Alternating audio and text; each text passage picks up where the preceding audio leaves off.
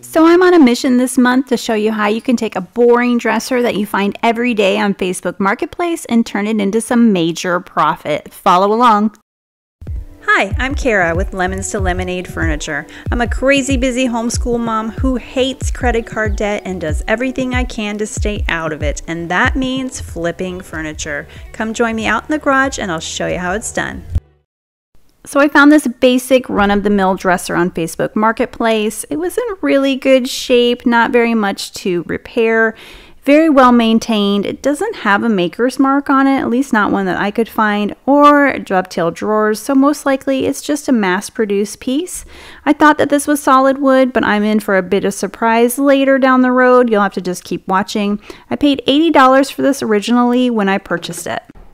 The batwing hardware has to go on this. It is most definitely outdated. You guys gave me such a hard time in the comments on my last piece for getting rid of that hardware, but rest assured it was recycled, and although it may not be the same in your area, my thrift stores do not want the hardware that is junky and out of style. They say that most of it ends up in the trash, so I really don't bother taking it down there.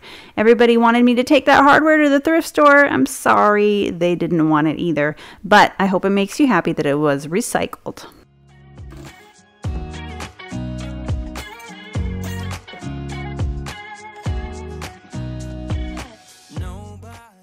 Some sweet person purchased these scrub brushes that you attach to your drill off of our Amazon wish list. Thank you so much, whoever you are. It didn't come with a card, but I have been after these for a long time, and I'll link them in the video description below. These are great to clean dirt and grime off of any surface really fast. I'll use this with some Simple Green to remove any of the grime from my dresser, and it'll be super squeaky clean.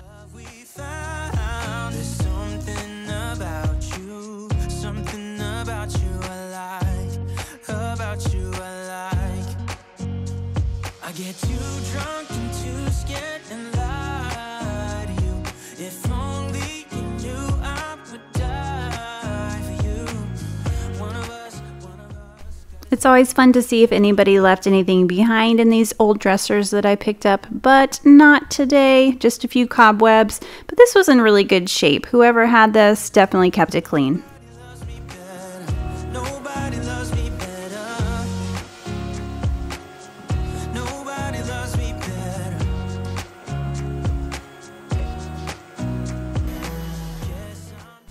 Next, I'll give my dresser a good scuff sand to knock down the shiny finish. I used a 220 grit sandpaper on my Makita orbital sander. Sanding before you paint a piece ensures that your paint will adhere to the piece and not peel off over time.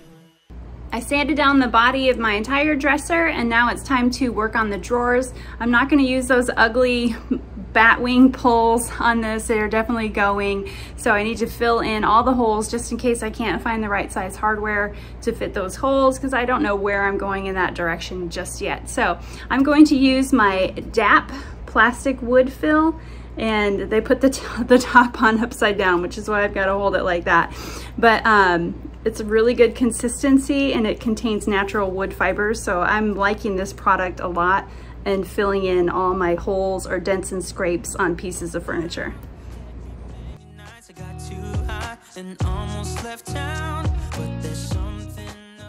Oh, you guys, why do I always seem to get myself into these predicaments? I had this really cool idea that I wanted to do for this dresser, but I don't know if I can pull it off now because the fronts of these drawers are plastic. They're not even like real wood. They are coated in some sort of plasticky coating, and so I don't know if I can sand this back. I don't know what this is going to look like.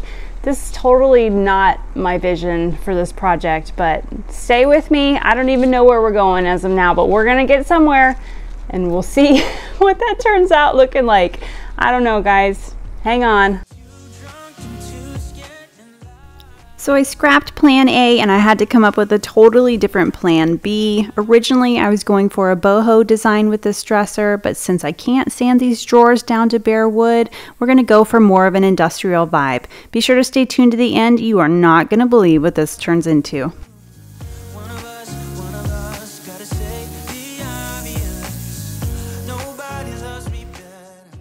Typically, I like to paint my dressers with the drawers in, but because these drawers overlap the body of the dresser just by a little bit, I can't keep these in while I spray the piece. So I'll tape up along the edges so I don't get any overspray into the drawers.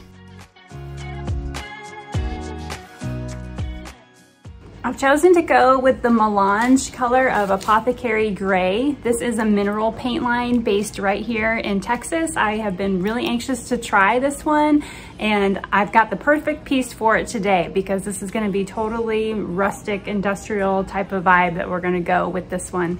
And this Melange color seems like it's going to be the perfect fit for that.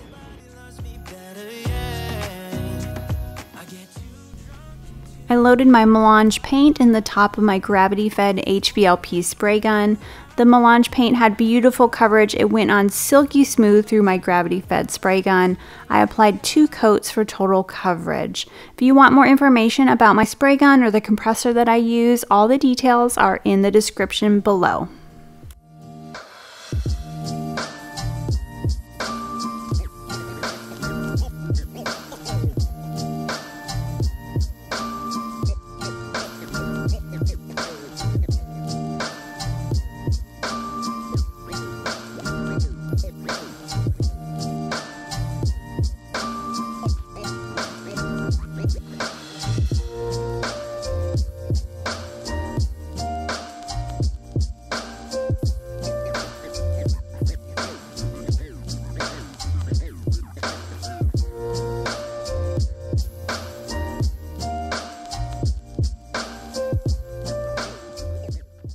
Since this is not real wood, I don't have to worry about bleed through, and I'm using a dark color, so I shouldn't have to worry about primer before I paint my piece.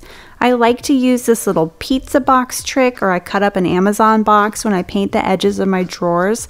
This just ensures that my paint does not splatter over the drawer boxes, and it makes it a lot easier for less cleanup at the end.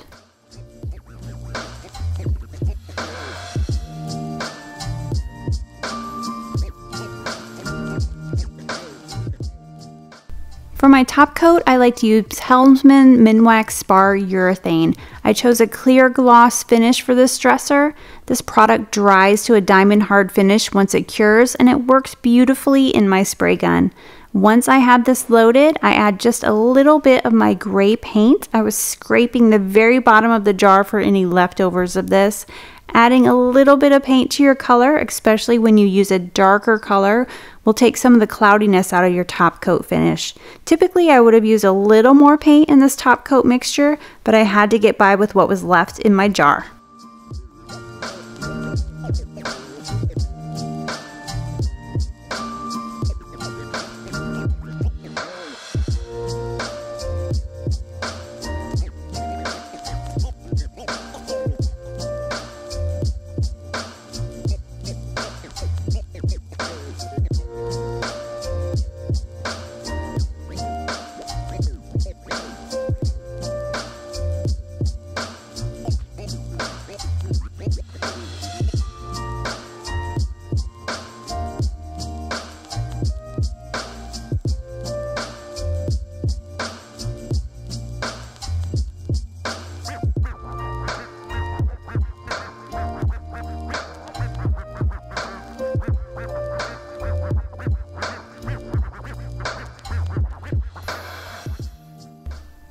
It's always really important to wear a mask when you're spraying, especially top coat. You can see in my garage the amount of fumes and overspray that is still in the air after I spray this. You definitely don't want to be breathing this in.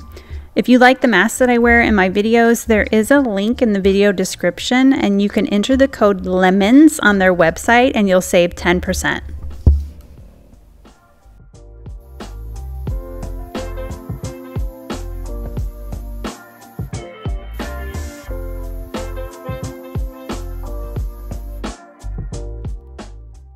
I don't know about you, but one of the hardest things for me is figuring out where my hardware should go. So I ordered this little template off Amazon, and it helps me figure out the perfect spacing. So once I have my template lined up, I mark where I need to drill my holes, and I'll drill some pilot holes and then get my hardware installed.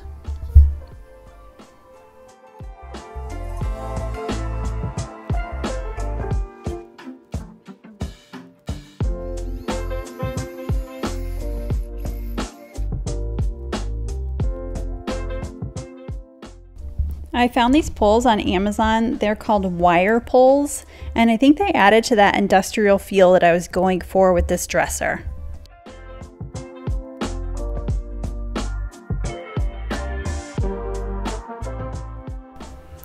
Let's take a quick look back at this basic run-of-the-mill dresser that I found on Facebook Marketplace before, and here it is after.